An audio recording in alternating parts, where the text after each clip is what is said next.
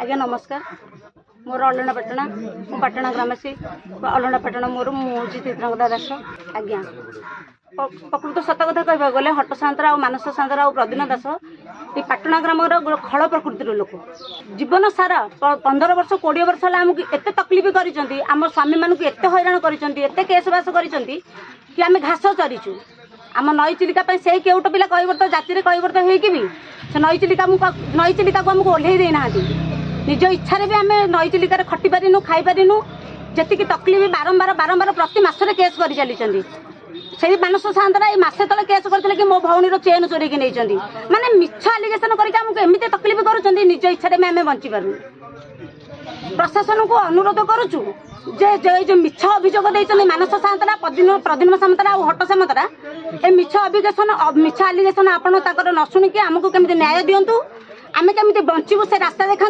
आम नई चिलिका जो लीज बारंबार आसिक काटुंट आम प्रशासन को अनुरोध करुँ कटा न जाऊ आमको कि बचा दिंतु आम एमती कि हट सांतरा और मानस सान्तरा आम पाख पड़ोसी जिते लोक आमको विरोध कर सारे जे से केमती न खातु न बचंतु जेहेतु से गाँव में ना आम गाँव में अच्छु बोली आज्ञा राज रास्तार पिला बड़ आबड़ वृद्ध बनिता विष खाई शोबू आत्महत्या करने आम गाँव में निष्पत्ति नहीं तेणिकी ऊपर हाथ टेकी देचु प्रभु जगन्नाथ आमको जहाँ करेंगे आज्ञा मो प्रकाश दास स्वर्गत पिता नारायण दास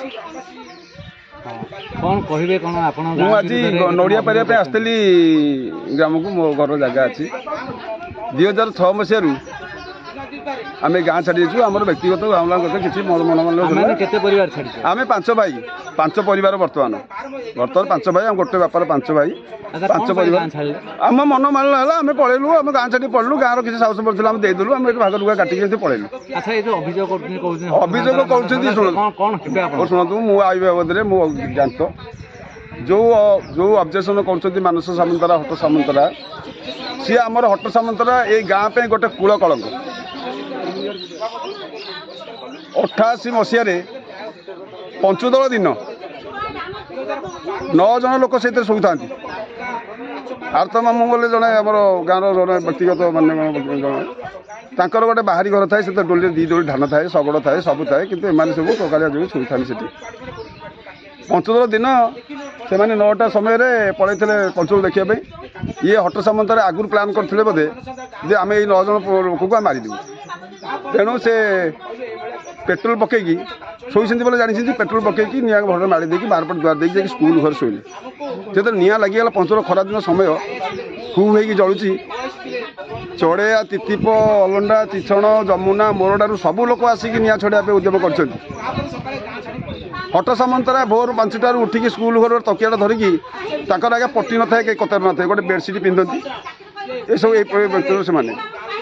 से जो आसिले पचरा तुम क्यों जान निआ लगे ना मुझे जानी तेणु धरा पर से मानिले जे आम निआ लगे पुलिस केस दिगला से कौ आईएस मोर नजर ना किंतु गाँ लोक समूह को गोड़ा धरिकी व्यक्तिगत केस दिखाई गाँ लोक गई गोड़ा धरिकी पुलिस की रक्षा कराई तले दिन से चिंगुड़ी बेपार करते चिंगुड़ी बेपार में किसी टका बालुगार से व्यक्तिगत साहू होते ना ना शुणु आम 14 परिवार जो आम कहूँ बर्तमान 14 परिवार भितर आम सामिल कर 14 परिवार आम कौन दिन साइन करूँ कौन व्यक्तिगत कथार आम 14 परिवार सामिल नु आम दुख द्वंद्व आम अच्छे 5 भाई किए कौटे अच्छे मूलबाती लगुच तेणु से विरोध कर कथा मुझे कहीं हट सामंतरा मानस सामंतरा ये 2 जन होती दुर्बृत्त एमाने गाँ पे कूल कलंक तेणु सी जो जी से समस्या करेंगे एम एंट्री कले 2009 मसीह गाँ लोक से बाहर कराइला गाँव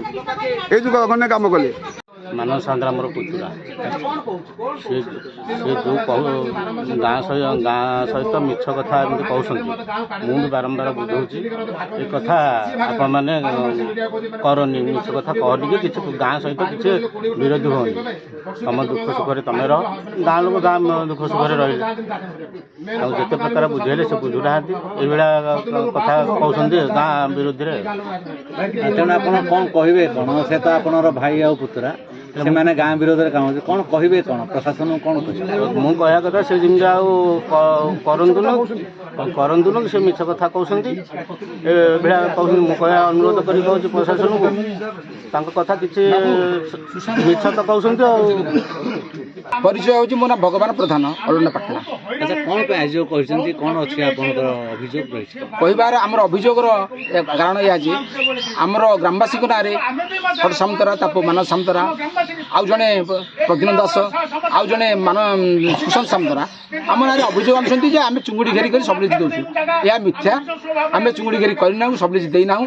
ଆମେ ଆମର ବୃତ୍ତି କରିବା ପାଇଁ ସନ୍ଧ୍ୟାବେଳେ ଚିଲିକାକୁ ଯିବୁ, ସକାଳେ ଆସିବୁ, ସେଇଥିରୁ ମାଛ ଚୁଙ୍ଗୁଡ଼ି ଯାହା ପାଇଁ ପରିବା ବଞ୍ଚିବୁ। ହଟ ସାମନ୍ତରା ଏମିତି ଜଣେ ଲୋକ।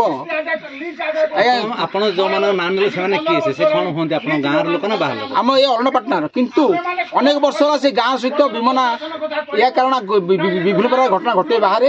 ଆମେ ପଚାରିଲା ବେଳେ କହିଲା ବେଳେ ଆମକୁ ଆଭଏଡ୍ କରି ସେ ଘରକୁ ଯିବେ।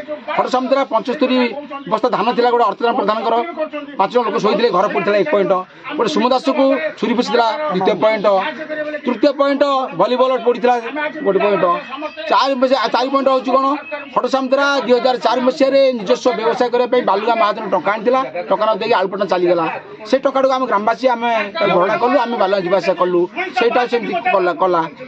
9 ମସିହାରେ ଗାଁକୁ ଆସିଲା। 11 ମସିହାରେ ଇଲେକ୍ସନ ଅଲଣ୍ଡାପାଟଣା ପ୍ରାଥମିକ ମତ୍ସ୍ୟ ସମବାୟ ସମିତିର ଇଲେକ୍ସନ କରାହେଲା। ସଭାପତି ହେଇଥିଲା।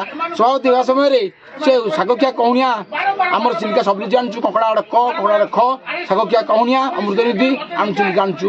ସେ ଶାଗଖିଆ କହୁଣିଆକୁ ନିଜସ୍ୱ ନାମରେ କରିବା ପାଇଁ ଉଦ୍ୟମ ରଖିଲେ।